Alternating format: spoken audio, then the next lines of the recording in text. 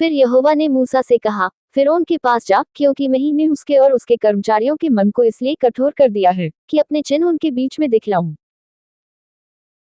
और तुम लोग अपने बेटों और पोतों से इसका वर्णन करो कि यहोवा ने मिस्रियों को कैसे ठट्ठों में उड़ाया और अपने क्या क्या चिन्ह उनके बीच प्रकट किए हैं, जिससे तुम यह जान लोगे कि मैं यहोवा हूँ। तब मूसा और हारून ने फिरौन के पास जाकर कहा कि इब्रियों का परमेश्वर यहोवा तुझसे इस प्रकार कहता है कि तू कब तक मेरे सामने दीन होने से संकोच करता रहेगा।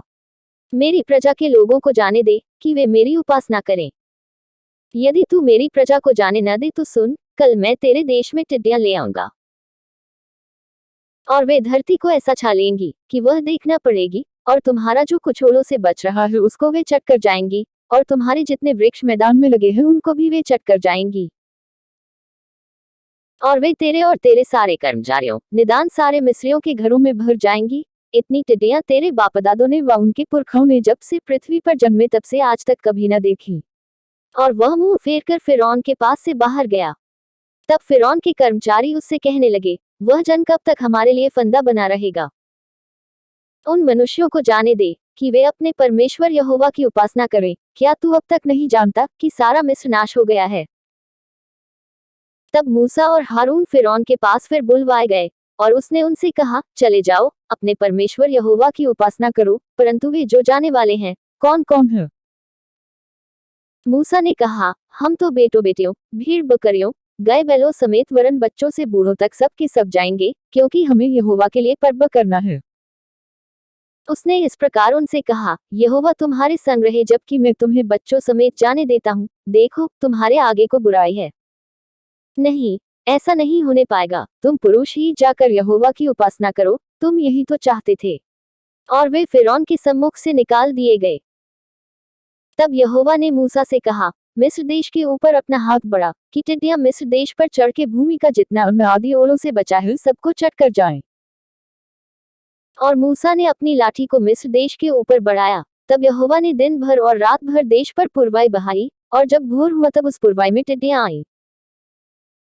और टिड्डियों ने चढ़ के मिस्र देश के सारे स्थानों में बसेरा किया। उनका दल बहुत भारी था, वरन न तो उनसे पहले ऐसी टिड्डियां आई थी, और न उनके पीछे ऐसी फिर आएंगी। वे तो सारी धरती पर छा गई, यहाँ तक कि देश अंधेरा हो गया, और उसका सारा अन्न आदि और वृक्षों के सब फल निदान जो कुछ ओलों से बचा था सबको उन्होंने चट कर लिया। यहाँ तक कि मिस्र देश भर में न तो किसी वृक्ष पर कुछ हरियाली रह गई और न खेत में अनाज रह गया। तब फिरौन ने फुर्ती से मूसा और हारून को बुलवा के कहा, मैंने तो तुम्हारे परमेश्वर यहोवा का और तुम्हारा भी अपराध किया है, इसलिए अब की बार मेरा अपराध क्षमा करो, और अपने परमेश्वर यहोवा से विनती करो कि वह केवल मेरे ऊपर से इस मृत्यु को दूर करे। तब मूसा ने फिरौन के पास से निकलकर यहोवा से विनती की। तब यहोवा ने बहुत प्रचंड पछुआ बहाकर टिड्डियों को उड़ाकर लाल समुद्र में डाल दिया, और मिस्र के किसी स्थान में एक भी टिड्डी न रह गई।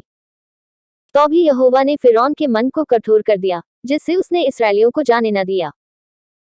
फिर यहोवा ने मूसा से कहा, अपना हाथ आकाश की ओर बढ़ा कि मिस्र देश के ऊपर अंधकार छा जाए, ऐसा अंधकार की टटोला जा सके।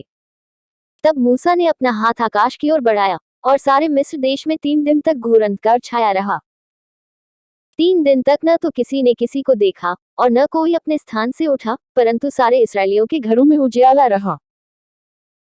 तब फिरौन ने मूसा को बुलवाकर कहा, तुम लोग जाओ, यहोवा की उपासना करो, अपने बालकों को भी संग ले जाओ, केवल अपनी भेड़ बकरी और गाय बैल को छोड़ जाओ। मूसा ने कहा, तुझको हमारे हाथ मेलबलि और होमबलि के पशु भी देने पड़ेंगे, जिन्हें हम अपने परमेश्वर यहोवा के लिए चढ़ाएं। इसलिए हमारे पशु भी हमारे संग जाएंगे, उनका एक खुर तक न रह जाएगा, क्योंकि उन्हीं में से हमको अपने परमेश्वर यहोवा की उपासना का सामान लेना होगा, और हम जब तक वहां न पहुंचे तब तक नहीं जानते कि क्या क्या लेकर यहोवा की उपासना करनी होगी। पर यहोवा ने फिरौन का मन हठीला कर दिया, जिससे उसने उन्हें जाने न दिया। तब फिरौन ने उससे कहा, मेरे सामने से चला जा, और सचेत रह, मुझे अपना मुख फिर न दिखाना, क्योंकि जिस दिन तू मुझे मुंह दिखलाए उसी दिन तू मारा जाएगा। मूसा ने कहा कि तूने ठीक कहा है, मैं तेरे मुंह को फिर कभी न देखूंगा।